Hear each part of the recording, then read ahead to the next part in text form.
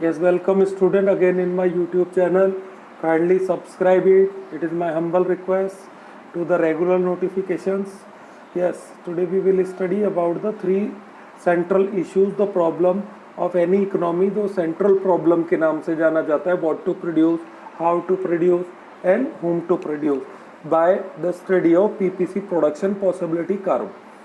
Then first of all what to produce. अब what to produce में ये होता है कि कौन सी चीज़ों को आपको प्रोड्यूस करना है. And PPC discuss about two goods, तो दो गुड्स में से आपको क्या प्रोड्यूस करना है, एक्स और Y is the example. You can take X and Y as the wheat and cloth and other things also, whatever may be wheat and rice ले सकते हैं आप. Then first of all we will discuss about the problem what to produce. Then figure 7 starting paragraph, here is the figure 7, here is the figure 7, it is the figure 7. Then it shows the production of cloth and weight. Then we can go with the different options by PPC. अब हमको ये है कि resources limited है, तो आपको resources अगर आप ज़्यादा क्लोथ प्रोडक्शन में लगाएंगे तो क्लोथ का प्रोडक्शन ज़्यादा हो जाएगा. When you transfer some resources from cloth production to the wheat production, तो वीट ज़्यादा होता जाएगा और क्लोथ कम होता जाएगा. Then again I want to repeat it. In order to increase the production of one good, we have to sacrifice the production of other good. It is the basic, because the basic assumption कह सकते हैं या basic rule principle of PPC, because resources are limited. Yes, let's start. Then first of all, show the figure 7 shows if all the resources are used in the production of wheat, you can produce 6 tons of the wheat corresponding to the point D. अब point D पे आता है जब आपको total wheat का production करना है तो 6 ton. On the other end if all the resources are used in the production of cloth, सभी को क्लोथ में लगा देते हैं, then you can produce 12 bale of the cloth corresponding to the point A stretch between A and D. और ये सारे point A और डी के बीच में वेरी करेंगे. of the production possibility curve shows the different possibilities combination of the wheat and cotton. भी कौन कौन से combination के आप साथ जा सकते हैं. तो it is the basic solution of what to produce. मतलब you can take the decision कि आपको क्लोथ ज़्यादा करना है, वीट करना है या वीट नहीं करना है, कॉटन करना है या ओनली वीट प्रोड्यूस करना है. Then you can go with different option. Then it is the study of what to produce by PPC. Let come to the diagram. बाकी आप इलिस्ट्रेशन पढ़ेंगे. It is about the different options. Here is the diagram. Then point A shows only the production of cloth, 12 bale of clothes. अगर आपने सारे resources को cloth production में लगाया, then maximum जो क्लोथ है आपके पास गिवन रिसोर्सेज में वो 12 बेल्स हैं. बट अगर आप सारे रिसोर्सेज को वीट प्रोडक्शन में शिफ्ट कर देते हैं, then you can produce the 6 ton of wheat. Option D. But you can go with option B and option C के साथ भी आप जा सकते हैं. अब ऑप्शन बी आपको क्या बताता है, 2 तो आपको बताता है वीट, 2 टन वीट एंड 10 जो है कॉटन को बताएगा. बट ऑप्शन जो सी है ये आपको क्या बताएगा, 4 आपके पास वीट है एंड 6 कॉटन. ये जो आपके पास ऑप्शंस हैं, you can go with all the 4 options and it is the solution of what to produce by the PPC.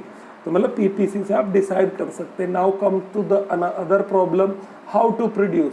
अब आपको हाउ टू प्रोड्यूस में जाना है. हाउ टू प्रोड्यूस मतलब टेक्निक से रिलेशन होता है, बट आपको पीपीसी में इस कॉन्टेक्स्ट में इसको पढ़ना है कि आप फुलर यूटिलाइजेशन के साथ जा सकते हैं, अंडर यूटिलाइजेशन के साथ जा सकते हैं. But when you will go with the fuller utilization of resources which is the basic assumption of this theory, PPC theory, only then you can produce the maximum potential output if you want to achieve the potential output. तो here comes the important point. आपके पास important point आता है how to produce. The other central problem of the economy is how to produce. This problem relates to the choice of technique of production. इसमें technique लगाना है, मतलब आपने कौन सी technique से प्रोडक्शन किया. अगर आपकी टेक्निक अच्छी है, एफिशिएंटली यूज़ किया है रिसोर्सेज को, फुलर यूटिलाइजेशन किया है, तो मैक्सिमम कैपेसिटी पे आप जाएंगे. This situation is explain with the help of figure 8.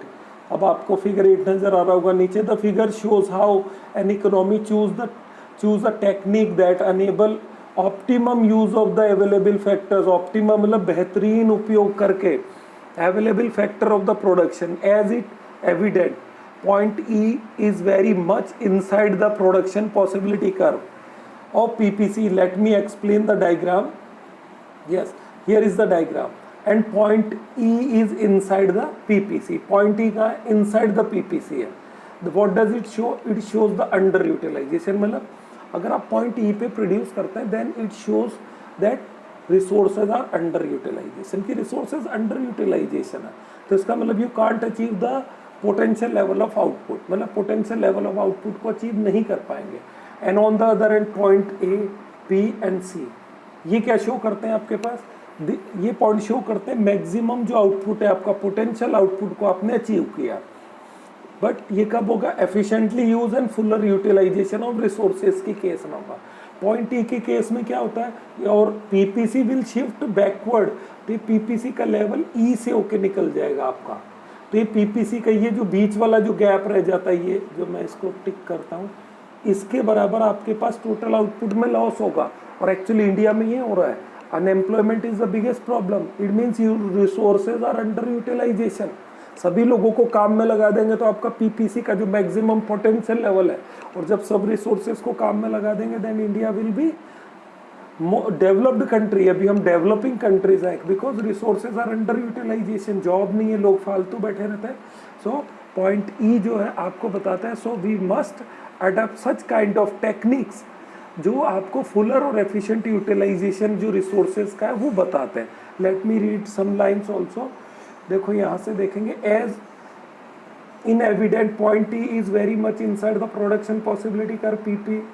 It shows the use of inefficient techniques. इसका मतलब आपके पास जो प्रोडक्शन में इकोनॉमी में टेक्निक्स हैं वो इनएफिशिएंट टेक्निक्स हैं.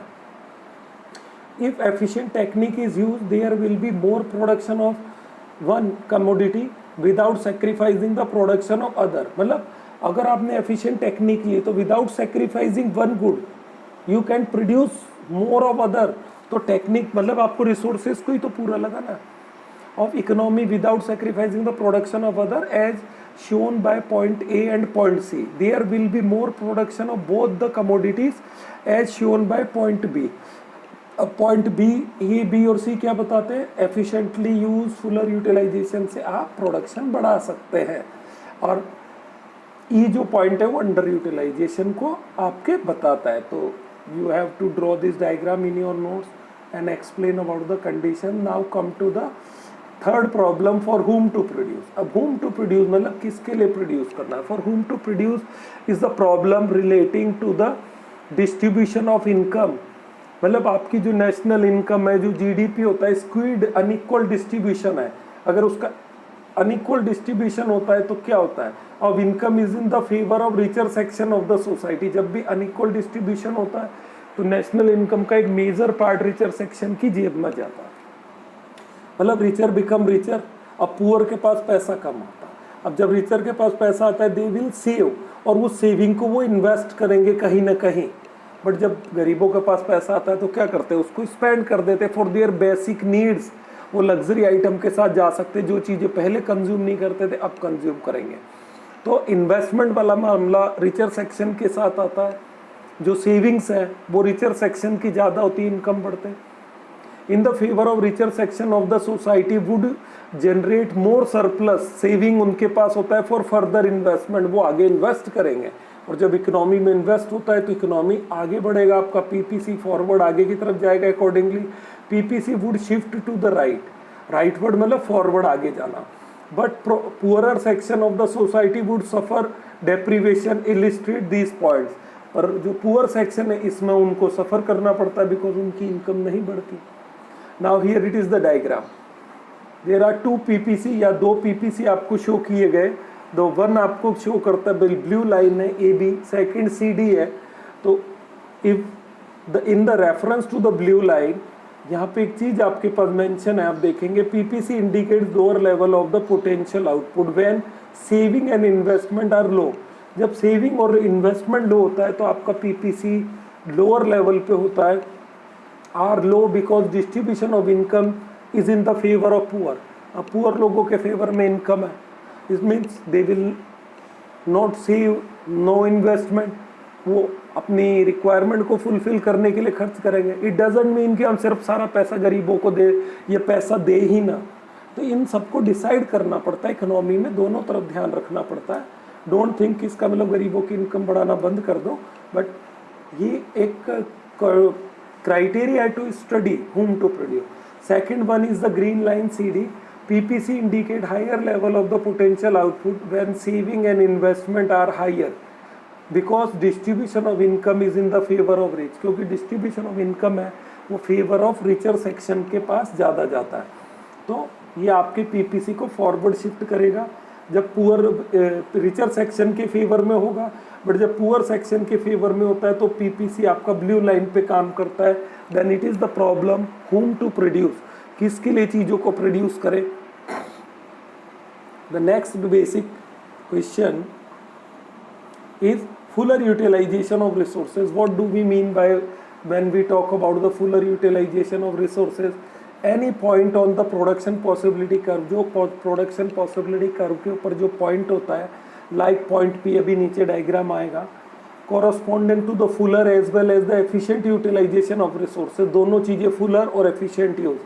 It shows the potential level of output, potential level को बताता है of the output refer to the potential मतलब maximum level when resources are fully utilized and efficiently utilized. Output which can be produced with the given resources and technology, जो given resources और technology में होता है अपने पास। अब यहाँ मैं efficiently use का मतलब बता देता हूँ, जो resources जिस use के लिए बेहतर है उसको उसी में लगाना efficiently use होता है, और fuller utilization सभी को काम पे लगाना, सभी resources को काम पे ले लेना। Yes. Any points inside the production possibility curve AD such as point F and G corresponding to the underutilization, जो पॉइंट पीपीसी के इनसाइड होगा, जैसे आपने यह डायग्राम देखा है, sorry for the disturbance, yes, जो आपके पास डायग्राम में एफ और जी जो पॉइंट है ये क्या बताता है, अंडर यूटिलाइजेशन ऑफ रिसोर्सेज आपको बताता है एफ और जी, और पी जो है ये आपको पोटेंशियल लेवल ऑफ आउटपुट को बताता है। अगर आपके रिसोर्सेज फुली यूटिलाइज नहीं है तो आपका पीपीसी जो है टोटल जो पोटेंशियल लेवल से एक्चुअल कम हो जाएगा। तो एक्चुअल तो आप यहाँ पे प्रोड्यूस कर रहे हैं और पोटेंशियल लेवल यहाँ है, तो एक्चुअल आपका क्या कम, एक्चुअल पोटेंशियल से कम हो गया, तो वी कैन मेक भी एक्चुअल है ए सी लिख देते हैं, A C T is less than potential level, ये हो जाएगा आपके पास। ठीक, आप पूरा लिख लेंगे actual is less than potential level. But अगर आप इसकी बात करते हैं कि पी पॉइंट वाले, अगर पी पॉइंट पे आपकी इकोनॉमी काम करती है तो आपके पास जो एक्चुअल जो पोटेंशियल एक्चुअल जो आउटपुट है वो पोटेंशियल आउटपुट के बराबर हो जाता है। ठीक, ये दो ही कंडीशन पॉसिबल है। बट अगर आप ऐसा चाहें कि एक कंडीशन ऐसी कुछ बन जाए कि actual is more than potential, तो इट इज़ रॉन्ग, ये कभी नहीं होगा, because we can't go beyond the production possibility. इस लाइन के बाहर जाने का मतलब all the point outside the PPC is unattainable combination, so this condition is not possible. Only actual जो potential है is actual output less than potential हो सकता है, and actual output is equal to potential output, but this is wrong. तीन conditions होंगी, तो जो inside PPC काम करेंगे पॉइंट ये अंडर यूटिलाइजेशन को शो करता है। सो हर इकोनॉमी को चाहिए कि उसके सभी रिसोर्सेज का काम मिले और फुलर यूटिलाइजेशन तक वो पहुँचे। तो ये आपके पास किस पॉइंट में था, फुलर यूटिलाइजेशन ऑफ रिसोर्सेज, और उनका डायग्राम था। Next, growth of resources. अब सपोज करो, देखो यहाँ पे example of under utilization of resources दिया गया, इसको मैं पढ़ता हूँ। लेबर इज अंडर यूटिलाइज और less than full employment as indicated by mass unemployment in countries like India. वही बात आ गई, इंडिया में काफ़ी अनएम्प्लॉयमेंट है। सो वी कैन से हमारे इंडिया में क्या होता है, resources are not fully utilise. Now growth of resources है। अब ग्रोथ ऑफ रिसोर्सेज का मतलब क्या हुआ, इन फ्यूचर में be some resources will discover, then our PPC will shift forward. जैसे इंडिया में पेट्रोलियम वगैरह है, इसका कुछ रिजर्व एक्स्ट्रा मिल जाता है, जैसे राजस्थान के जैसल वगैरह में रिसेंटली मिला था। तो अगर ऐसा बहुत बड़ा कोई रिजर्व रिसोर्सेज का मिल जाता है, हमको डिस्कवर हो जाते हैं, देन अवर पीपीसी जो इंडिया का जो पीपीसी है फॉरवर्ड शिफ्ट हो जाएगा। जैसे गल्फ कंट्रीज में रिसेंटली काफ़ी क्रूड ऑयल वगैरह के भंडार मिले, तो उनका पीपीसी फॉरवर्ड शिफ्ट हुआ। तो in case of growth of resources जो है पीपीसी फॉरवर्ड शिफ्ट होगा। Growth of resources is possible only when the economy generate more resources. If one resource are generated, the level of production will increase as represented by the shift of the production possibility curve from AB to CD। तो आपके AB से CD पे वो आगे की तरफ चला जाएगा। अभी डायग्राम 11 में देखते हैं figure. Rightward shift is the production possibility curve shows increase. Rightward shift of the production possibility curve shows increase availability of resources. CD shows the different possibility combination of wheat and cloth corresponding to the higher level of output। then तो अब वो जो combination है वो भी higher level पे चले जाएंगे। लेट्स सी द डायग्राम को देखते एक बार। हियर इट इज, यहाँ पे आपके पास डायग्राम है। इस डायग्राम में आप देखते हैं ब्लू एंड डॉटेड लाइन, जो ग्रीन डॉटेड लाइन है, जब रिसोर्सेज का ग्रोथ होता है इनिशियली आपका इक्विलिब्रियम मतलब पोटेंशियल जो लेवल था वो पीपीसी एबी पे लगा हुआ था। अब इन फ्यूचर कुछ रिसोर्सेज जो थे डिस्कवर्ड हुए, या आपकी टेक्नोलॉजी अच्छी हो गई, कुछ नई टेक्नोलॉजी जनरेट होती है, then the PPC will shift forward, तो वो फॉरवर्ड शिफ्ट होने लगेगा, तो ग्रीन लाइन पे आ जाएगा in case of growth resources. तो ये आपके पास है। अब इसी में एक चीज़ और मैं बताता हूँ कि in case if we lost some resources, अगर हमने कुछ रिसोर्सेज लॉस्ट कर दिए, जस्ट लाइक फ्लड अर्थक्वेक आता है, कई बार क्वेश्चन आ जाता है एक in a village there is a flood, then what is the effect of this flood on the PPC of that village, then resources are destroyed. वहाँ के रिसोर्सेज क्या होंगे, डेस्ट्रॉयड हो जाएंगे for short period of time, फसलें खराब हो जाएंगी एंड अदर थिंग्स, जो कैटल हैं वो पानी में डूब के मर सकते हैं, अगर लोगों के जो ऑलरेडी प्रॉपर्टी है वो डैमेज हो सकती है, देन इन दिस केस कुछ लोगों का जान भी उसमें जा सकती है। तो इन केस क्या होगा, रिसोर्सेज रिड्यूस होंगे, तो उस केस में हमारा पीपीसी बैकवर्ड शिफ्ट हो जाएगा, तो पोटेंशियल लेवल जो था मैक्सिमम वो और कम हो जाएगा। तो देयर आर टू इफेक्ट्स होते हैं पीपीसी पे। अगर रिसोर्सेज का ग्रोथ होता है तो पीपीसी फॉरवर्ड शिफ्ट हो जाता है, जैसे मैं ग्रीन डॉट लाइन से बताया। अगर रिसोर्सेज का लॉस होता है, वर्ल्ड वॉर होती है, ऐसी कंडीशंस में कोरोना जैसे चल रहा है, काफ़ी लोगों की जान गई, अमेरिका में, इंडिया में लॉकडाउन चल रहा है, तो इसमें क्या होगा, पीपीसी बैकवर्ड शिफ्ट होता है, क्योंकि रिसोर्सेज सब गए, काम में नहीं आ रहे, कई लोगों की जॉब जाने का खतरा है, तो ये बैकवर्ड शिफ्ट होता है। जो यहाँ नहीं बताया था मैंने बता दिया, जब भी आप नोट्स बनाए तो इसमें इसको भी आप थोड़ा मेंशन करें ना। अब इसमें एक चीज़ और एग्जांपल था ग्रोथ ऑफ रिसोर्सेज का, just like education for all campaigning started by Indian government in 2001 में जो स्टार्ट हुआ एजुकेशन फॉर ऑल कैंपेनिंग, उससे क्या होगा, रिसोर्सेज का ग्रोथ होता है, क्योंकि पढ़ा लिखा आदमी जो educated person can work better than uneducated, तो उसके इसमें क्या होगा, PPC will shift forward, but जब रिसोर्सेज कम होंगे तो वो बैकवर्ड शिफ्ट होगा। ठीक, here it is the example of the growth. पहला है supply of skilled labour, skilled labour की सप्लाई होती है, has a increase in India causing the rightward shift. अब लेबर जो सप्लाई है स्किल्ड होगी, ट्रेनिंग हो सकता है, एजुकेशन इसमें आ सकता है आपका। सेकेंड है discovery of reserve in the gulf countries में जो रिजर्व है पेट्रोलियम क्रूड ऑयल वाला, इंडिया में अगर डिस्कवर्ड होता है तो इंडिया का पीपीसी आगे जाएगा। अब ये गल्फ कंट्रीज में हुआ है तो वहाँ का पीपीसी फॉरवर्ड शिफ्ट हुआ। Now there are two high order thinking question, identify two situations when actual output जो है लेस देन पोटेंशियल आउटपुट। आपका एक्चुअल जो आउटपुट है वो लेस देन होगा, तो एक्चुअल जो आउटपुट है आपके पास इज लेस देन पोटेंशियल, अभी समझाएगा। किस केस में होगा, when resources given resources are not fully utilise and when resources are not efficiently use. दोनों केस में आपके पास वो जो पीपीसी था, ये ओरिजिनल पीपीसी है तो बैकवर्ड शिफ्ट हो जाएगा, तो ये पोटेंशियल लेवल था और ये एक्चुअल लेवल हो गया, तो एक्चुअल पोटेंशियल से कम हो जाता है। ठीक है, दूसरा है can non attainable combination ever be converted into attainable combinations. Yes, attainable combination में इनको कन्वर्ट किया जाता है। कैसे किया जा सकता है इसको देख लेते हैं। सपोज करो दिस इज अवर पीपीसी, ये हमारा पीपीसी है। अब इसमें जो पॉइंट इनसाइड जो है ये क्या है, attainable.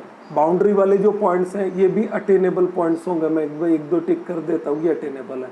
But all the points beyond the PPC, PPC के जो बाहर जो पॉइंट्स होते हैं सारे, मैंने काफ़ी सारे लगा दिए हैं, ये क्या होंगे, बियॉन्ड। बट सपोज करो अब रिसोर्सेज का ग्रोथ होता है, रिसोर्सेज का ग्रोथ होते ही हमारा पीपीसी फॉरवर्ड शिफ्ट होने लगेगा। जैसे पीपीसी फॉरवर्ड शिफ्ट हुआ तो कई सारे जो बियॉन्ड पीपीसी पॉइंट थे वो क्या हो गया, इनसाइड पीपीसी आ गए। इट मीन्स ये non attainable points attainable points में कन्वर्ट होने लगे। इन फ्यूचर और ज़्यादा हमारे पास रिसोर्सेस आएंगे। इसको थोड़ा सा बड़ा करते हैं तो ये एक और पीपीसी फॉरवर्ड शिफ्ट हुआ। फिर कुछ अनअटेनेबल जो कॉम्बिनेशन थे डॉटेड जो यहाँ लगे हुए हैं ये इनसाइड पीपीसी आ गए। और इन फ्यूचर अगर और ज़्यादा ग्रोथ होता है, सॉरी, और ज़्यादा अगर अपने पास ग्रोथ होता है तो ये सारे पॉइंट अटेनेबल पॉइंट्स आ जाएंगे। So this statement is true. ये स्टेटमेंट ट्रू होता है। Yes, it can happen under two situation when resources are increase और व्हेन टेक्नोलॉजी इज इम्प्रूव। अब अगर आपकी टेक्नोलॉजी इम्प्रूव हो जाती है then you can produce more within given resources. Technique अच्छी होनी चाहिए तो आप प्रोडक्शन को बढ़ा सकते हैं जो लिमिटेड रिसोर्स हैं उसी में। Yes, now clean India mission and growth of resources. जो क्लीन इंडिया मिशन है, जो स्वच्छ भारत अभियान था, ये क्या है, किससे जुड़ा हुआ है? अगर भारत स्वच्छ रहेगा तो हम लोग स्वस्थ रहेंगे, हमारी एबिलिटी वर्क की बढ़ेगी, प्रोडक्टिविटी हमारी बढ़ जाएगी, then PPC will shift right, मतलब फॉरवर्ड शिफ्ट हो जाएगा।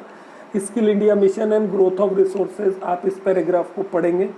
ठीक, मैं थोड़ा सा रीड चलो कर ही देता हूँ। Growth of resources includes both the quantity of the resources as well as the quality of the resources। दोनों कवर होते हैं। quantity of resources increase when for example mining of the minerals is increase। जब mining है आप ज़्यादा खोद के minerals निकालने लगेंगे। On the other end quality of resources improve when for example skill education is spread in the country so that the percentage of skilled workforce tend to rise. Skilled workforce बढ़ेगा, production possibility curve tend to shift to the rightward, वो आगे जाएगा। When the quantity of resources increase and when the quality of resources increase, skilled India mission by the government of India is expect to improve the quality of human resource. तो ये सारी चीज़ें हमारे favour में जाने वाली हैं, चाहे स्वच्छ भारत अभियान हो, ये skill India, make in India, ये हमारे पोटेंशियल लेवल को बढ़ाएगा। Now the concept of opportunity cost, it is also important concept for us। opportunity cost क्या होता है इसको देख लेते हैं। the concept of opportunity cost, let us assume that the given set of resources have two uses। मानो जो resources है उसके दो यूज है, भी हमने वही लिया था, एक कॉटन प्रोड्यूस कर सकते हैं और एक वीट। तो यूज वन और यूज टू के नाम से यहाँ इसको बोला गया। If value of output, value of output जो है यूज वन में 1000 है। अगर आपने सारे रिसोर्सेज को यूज़ वन में लगाया एंड उसमें जो कॉस्ट आया ये उसका जो आउटपुट प्राइस था 1000 and the value of output in use two 2000 है। अगर आप उसी रिसोर्सेज को यूज़ टू में लगाते तो उसका वैल्यू आपके पास 2000 होता था। Technique of production remaining constant यहाँ रहेगा। Common sense should detect us that the resources will employed in use two. तो हमारा जो IQ कहता है, ये कॉमन सेंस क्या कहता है, रिसोर्सेज को यूज टू में लगाओ या ज़्यादा फायदा है। Given this situation opportunity cost में be defined as a loss of output in use one. अब आपने यूज टू में सारे रिसोर्स लगाए, अब उसको लगाने के लिए आपको क्या कीमत चुकानी पड़ी कि यूज वन में सारे रिसोर्सेज को सेक्रीफाइस करना पड़ा। देन उसका कॉस्ट क्या है 1000। आपने सेकेंड यूज में 2000 के बराबर प्रोडक्शन जरूर किया है but it will take the price of use one की प्राइस आपको ले ली गई। तो उसमें क्या हुआ कि 1000 रुपीज़ का अपॉर्चुनिटी कॉस्ट माना जाएगा। When resources are employed not in use one but use two, in other word opportunity cost refer to the value of the factor in the next best alternative use. तो आपको ये line यहाँ पे याद रखनी पड़ेगी, basically next best alternative use, कि आपके पास दो रिसोर्स, दो यूज थे, यूज वन यूज टू, तो आपके पास नेक्स्ट बेस्ट टू था तो आपने सारे रिसोर्सेज को यूज टू में लगाया। बट यूज टू में लगाने के लिए आप सेक्रीफाइस क्या करना पड़ा, you have to sacrifice 1000 rupees का प्रोडक्शन जो था वैल्यू वो यूज वन में था। तो यहाँ पे 1000 जो था वो अपॉर्चुनिटी कॉस्ट होगा because it is the cost of next best alternative use.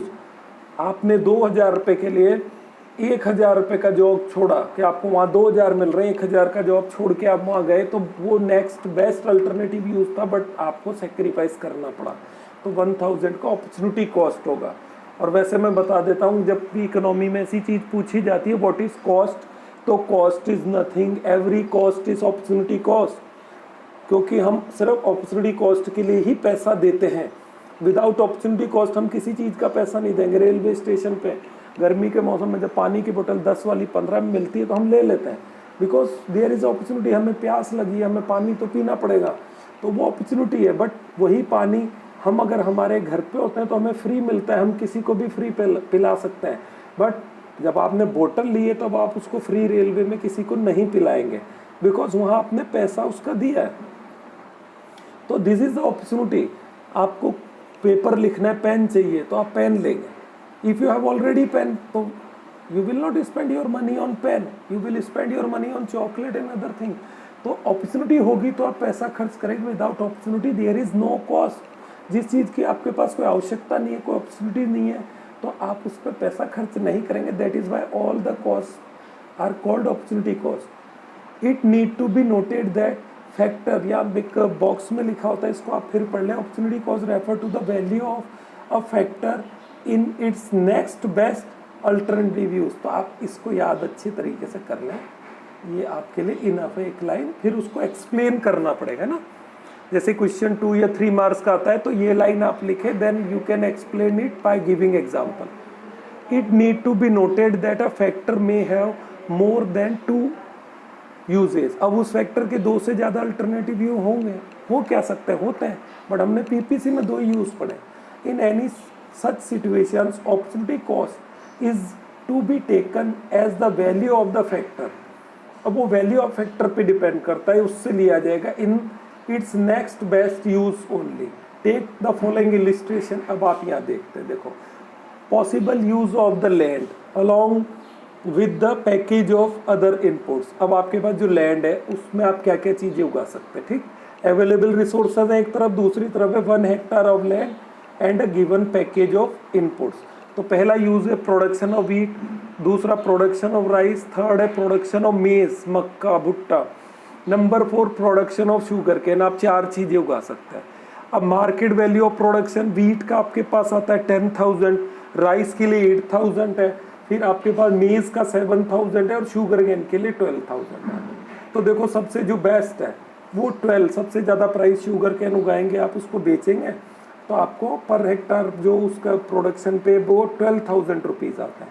Assumption जो है, technique of production is constant and resources are fully utilize. अब इसी में आपको देखना है, अब सारे किसान गन्ना तो नहीं उगाएंगे, कुछ गेहूं उगाएंगे, कुछ चावल, कुछ maize, then it will take the opportunity cost. वहीं अपॉर्चुनिटी कॉस्ट होती है, मतलब उनको अपने खेत में 1 हेक्टर में व्हीट उगाने के लिए 3 चीज़ों को सेक्रीफाइस करना पड़ेगा, राइस, मेज, शुगर केन। अगर वो शुगर केन उगाते हैं तो व्हीट, राइस और मेज को सेक्रीफाइस करना पड़ेगा। राइस उगाते हैं तो व्हीट, मेज और शुगर केन सेक्रीफाइस होता है। देखो obviously resources will be employed in the use for. इस टेबल को देखते हुए हम जो बेस्ट यूज है यूज फॉर में आप रिसोर्सेज को लगाएंगे, क्योंकि इससे मैक्सिमम आपको ₹12,000 मिलते हैं। तो opportunity cost of employing resources in for use for में लगाने के लिए अपॉर्चुनिटी कॉस्ट क्या होगी, loss of output in next best alternative use of the given resources which is 10,000 rupees in use 1।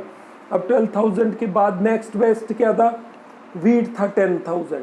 तो अगर आप यहाँ से व्हीट में जाते हैं तो आपके पास अपॉर्चुनिटी कॉस्ट क्या होगा, 2,000 के बराबर होने वाला है, भी 2,000 का लॉस होगा, बट एक्चुअली वहाँ आपको 10,000 मिलता है। तो आपके पास best alternative use to be given 10,000 है। अब डायग्रामेटिक इलिस्ट्रेशन देखते हैं।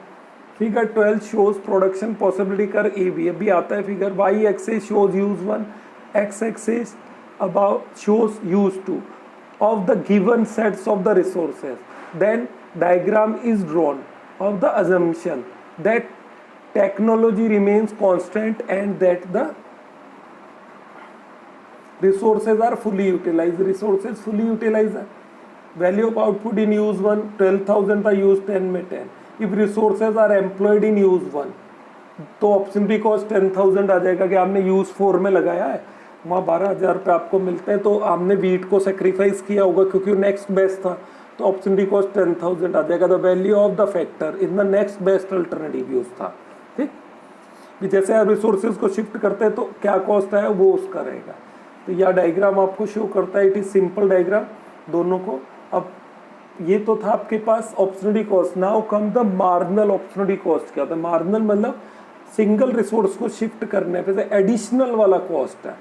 टोटल रिसोर्सेज रिमेनिंग कांस्टेंट होता है when using the given technology allocation in use two is increase. अब यूज टू बढ़ने लगता है धीरे धीरे, पूरा शिफ्ट नहीं किया, थोड़ा सा हमने यूज वन को सेक्रीफाइस किया और यूज टू में रिसोर्सेज को डालना चालू किया वन बाय वन। जो डिफरेंट कॉम्बिनेशंस होते हैं, जो ABCD आपने पढ़े थे, आप पहले ए पे थे जब प्रोडक्शन जो यूज टू में बिल्कुल जीरो था, यूज वन में सारे रिसोर्स थे, थोड़े रिसोर्स आपने शिफ्ट किए किस तरफ? यूज टू में, तो वो बी वाले ऑप्शन पे आए, फिर और सेक्रीफाइस किए सी पे, डी तक गए। अब डी पे जाते हैं तो यूज टू पूरा हो जाता है और 1 0 होता है। तो जब आप शिफ्ट करते हैं 1 यूनिट करके, there is a loss of output in. तो यूज वन में आपका आउटपुट कम होता है, उसमें लॉस होता है, और वो डेल्टा क्यू के बराबर अभी डायग्राम नीचे दिखाते हैं। और यूज टू में आपका गेन होता जाएगा। Then the rate at which output in use one is lost. अब यूज वन में जो लॉस होता है और यूज टू में जो फायदा होता है, उन दोनों का जो रेट होता है, it is called margin opportunity cost. इसका मतलब ये फॉर्मूले में क्या हो जाएगा? Delta Q1 upon delta Q2। अब Q1 वो फायदा है, it is Q1 is the gain in, नहीं, Q1 इज द सेक्रीफाइस जो यूज वन वाला था, और Q2 जो गेन है वो यूज टू में होने वाला है। It is the ratio and we will call it the rate of sacrificing.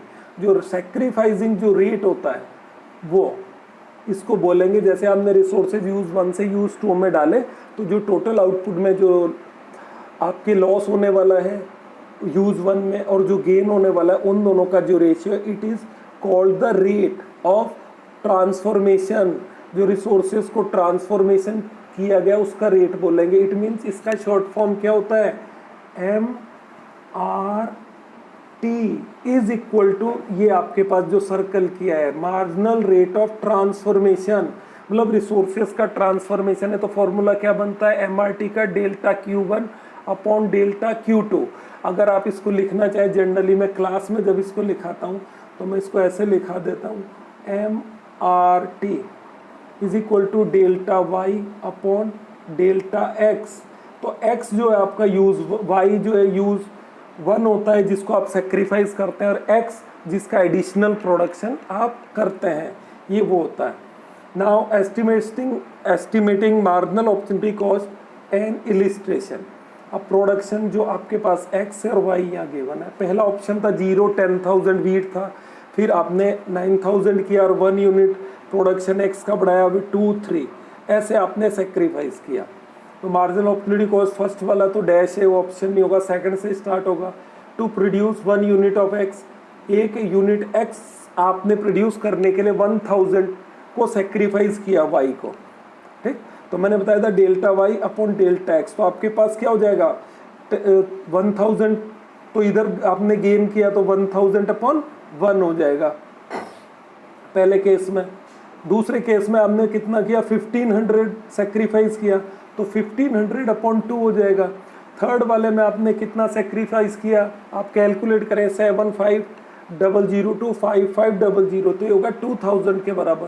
तो इसका मतलब सेक्रीफाइस बढ़ता जा रहा है आपके पास in order to produce more of X। तो आपके मार्जिनल अपॉर्चुनिटी का जो फॉर्मूला बनेगा वो नीचे जो दिया गया है, marginal opportunity cost delta Y upon delta X, loss of output in Y और gain in output of X। तो आप इस टेबल को बड़े ध्यान से पढ़ेंगे तो आपके पास एक मार्जिनल अपॉर्चुनिटी कॉस्ट और अपॉर्चुनिटी कॉस्ट, दो चीज़ें इस वीडियो में क्लियर हुई है। You can ask your problem, आप अपनी प्रॉब्लम भी पूछ सकते हैं। Hope you are enjoying. And there is loss in total output because resources are not perfectly efficient in all the uses.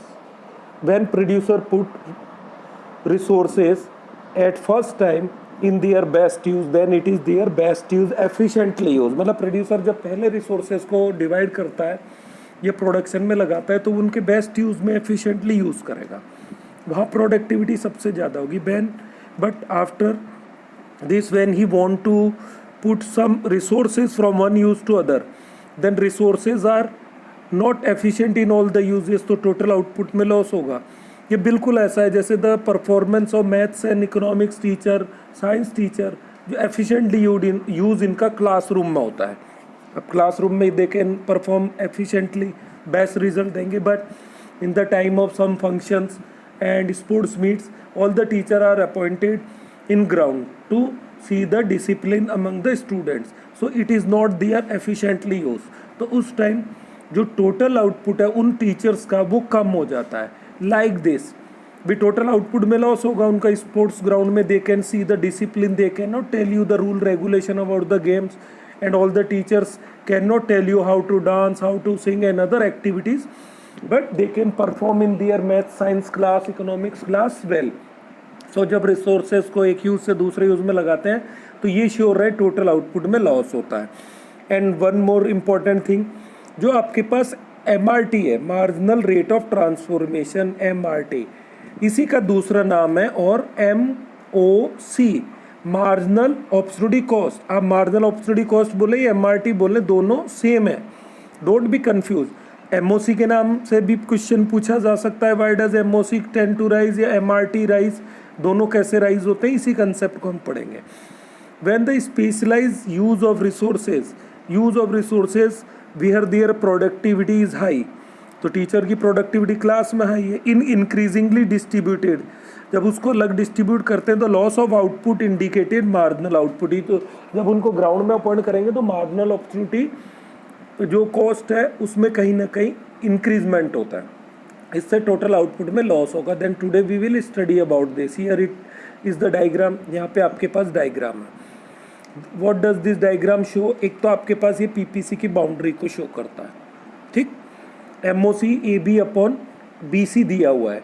अब आप सपोज करें यूज 1 ऑन OY एक्सिस है, यूज 2 OX एक्सिस पर दिया हुआ। When the producer shift some resources, उसने K और K1 के बराबर रिसोर्स कम किए यूज 1 से, उसने कुछ रिसोर्सेज कम किए और यूज 2 में उन रिसोर्सेज को इंक्रीज किया, ठीक। Then you can see delta X gain दिखा रहा है, यहाँ पे क्या दिखा रहा है, डेल्टा एक्स में तो गेन हुआ, मतलब एक्स का प्रोडक्शन बढ़ा, बट इसके गेन के लिए आपको लॉस क्या करना पड़ा, डेल्टा वाई के बराबर आपको लॉस करना पड़ा है। सो दिस लॉस तो किसके इक्वल हुआ, AB के इक्वल आपके पास लॉस होता है और BC के बराबर गेन होता है। तो loss of output delta Y show करेगा एंड गेन जो है वो डेल्टा एक्स शो करेगा।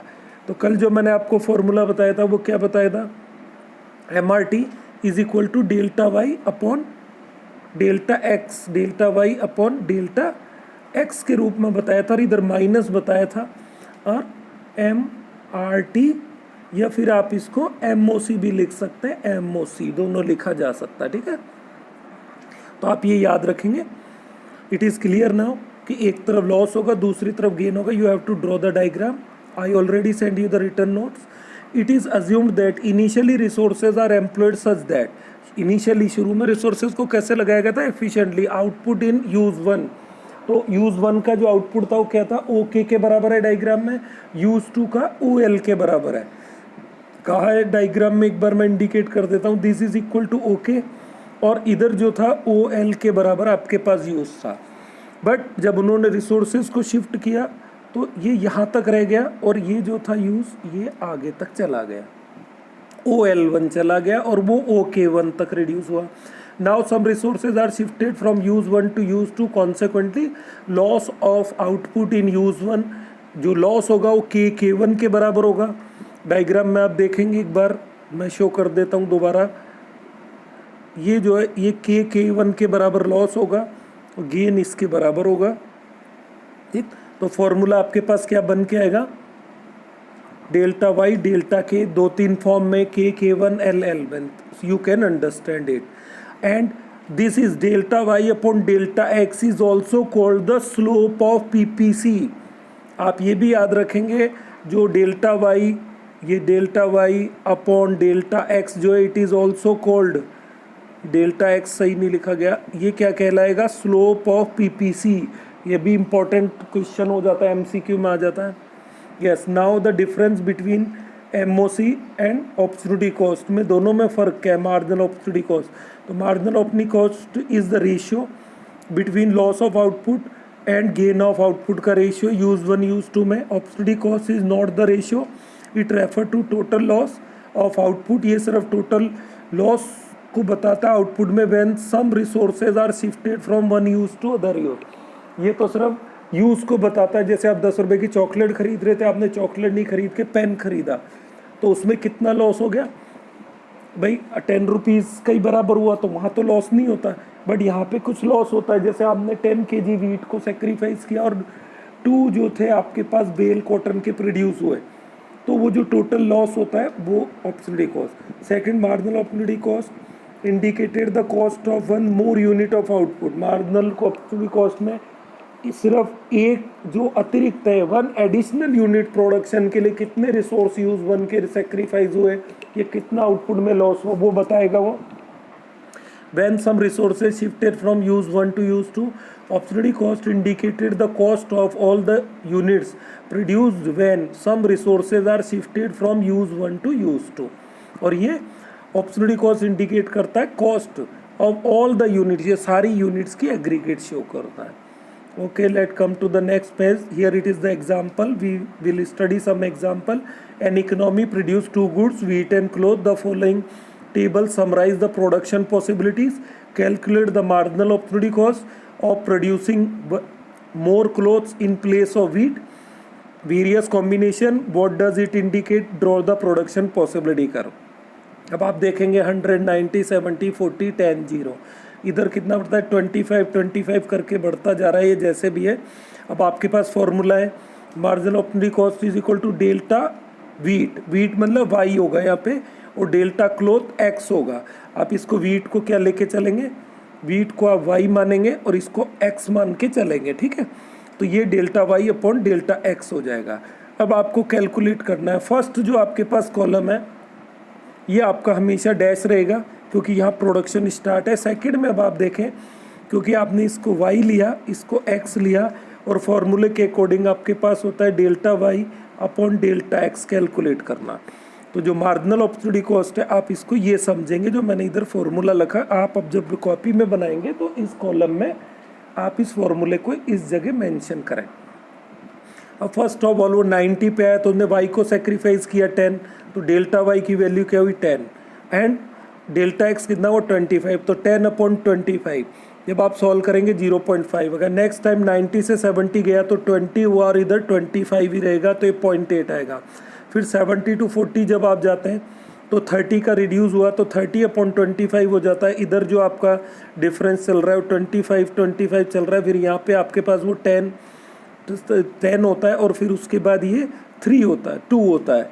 तो वैसे ही करेंगे। इधर आपके पास पहले 30 हुआ, अब 30 के बाद ये कितना हुआ? अगेन 30 ये रहा, फिर ये 10 रहा, तो 30 अपॉन 10 आ जाएगा नेक्स्ट टाइम, तो ये 3 हो जाएगा। फिर 10 अपॉन 2 तो ये 5 हो जाएगा। तो ये आपके पास इसका MRT जो निकला है, क्या निकला है? MRT, मार्जिनल अपॉर्चुनिटी कॉस्ट जो है, MOC बोलो MRT बोलो, बात बराबर है। अब ये क्या शो करता है कि marginal opportunity cost tend to rise. आप अगर इसमें देखेंगे तो आपको पता चलेगा क्लियरली कि ये यहाँ से यहाँ तक बढ़ रहा है। 0.4 इज़ लेस देन 0.8, फिर 1.2 ज़्यादा हो गया, फिर 3, फिर 5। तो यहाँ क्लियर होता है कि MRT जो है ये टेंड टू राइज होता है, ठीक। तो कर्व का शेप क्या आएगा? डाउनवर्ड स्लोपिंग आएगा, कॉनकेव आएगा, ओरिजिन के राइज अपॉर्चुनिटी कॉस्ट। अब ये शेप कैसा आएगा जब आप इसको बनाएंगे? तो ये बिल्कुल ऐसा आएगा, डाउनवर्ड स्लोपिंग आएगा। और इसकी कॉनकेविटी क्या शो करती है कि MRT जो है वो इंक्रीज हो रहा है। नेक्स्ट जो है अपने पास इसी का डायग्राम बना हुआ है। अब आप यहाँ देखेंगे 0 to 100 ड्रॉ किया गया है और इधर 87 तक ड्रॉ किया गया है। It is the diagram of that example. Now example second, draw the transformation curve, मतलब वही आपको PPC बनाना है। Given the following possibilities of production, resources and technology remain constant, also find the marginal opportunity cost when more and more guns are produce. तो यहाँ पे guns और breads है, मतलब एक डिफेंस वाला है और एक ब्रेड है। तो 0, 1, 2, 3, 4, 5। अब आप फर्स्ट ऑफ ऑल इसने हॉरिजेंटल टेबल दिया है, इसको वर्टिकली जबाएंगे। डेल्टा वाई जो ब्रेड है आपके पास, ये आपको सेक्रीफाइस करना पड़ रहा है यहाँ पे in order to produce more gun. तो ये एक्स और वाई शिफ्ट हो जाएंगे। अब जो वाई इधर है और एक्स उधर है आपके पास। अगेन जो आपका फॉर्मूला है वो क्या हो जाएगा? Delta Y upon delta X. इसमें कंफ्यूज ना हो, फॉर्मूला आपका यही रहेगा, एक्स और वाई, जिसको आप सेक्रीफाइस कर रहे हैं ना वो वाई रहेगा आपके पास। सो पहले 30 to 28 जब आते हैं तो 2 के बराबर सेक्रीफाइस हुआ और इधर 1 1 बढ़ता है, इधर हर बार कितना होगा +1 और इधर 2 कम हुआ 2/1, फिर उसके बाद 4 का डिफरेंस आया 4/1, 6 का डिफरेंस आया 6/1, फिर 8 का डिफरेंस आया 8/1 होगा, और इसी तरीके से फिर पूरे 10 का डिफरेंस आएगा। तो यहाँ भी आपको क्या पता चलता है, MRT या MOC इंक्रीज हो रहा है। फिर आप इसका डायग्राम बना देंगे, वो डायग्राम बिल्कुल ऐसा आएगा। It is very simple. Now some hot questions, what does movement along PPC indicate. अब जब हम PPC में इधर से उधर मूव करते हैं ऊपर से नीचे, क्या इंडिकेट होता है, movement of PPC indicates marginal operating cost और मार्जिनल रेट ऑफ ट्रांसफॉर्मेशन, मतलब MRT और MOC को बताएगा। PPC is concave to origin, what does indicated, increasing MRT को ही बताता है कि जब आप वन यूज से अपॉर्चुनिटी 1 से अपॉर्चुनिटी 2 में जाते हैं तो मार्जिनल कॉस्ट आपका बढ़ जाता है। थर्ड क्वेश्चन है, what is the slope of PPC, PPC का स्लोप क्या होता है, व्हाट डज इट शो। तो ये अभी बताया था ΔY/ΔX इसका स्लोप होता है, ये नहीं भूलेंगे आप। और ये स्लोप किसको बताता है कि मार्जिनल अपॉर्चुनिटी कॉस्ट बढ़ता है, टोटल आउटपुट में लॉस्ट होता है। नोट लिखा हुआ, there is no difference between marginal opportunity cost and marginal rate of transformation, both are indicated by slope of PPC। ये मैंने आपको बता दिया था पहले ही, आप फिर भी नोट रखें। This is the end of this chapter. अब उसके पास समराइज कुछ पॉइंट है आपके पास रिलेटेड टू चैप्टर, फिर क्वेश्चन आंसर होंगे एक्सरसाइज के, वो मैं आपको सेंड कर दूंगा। Okay, I hope you are enjoying your study under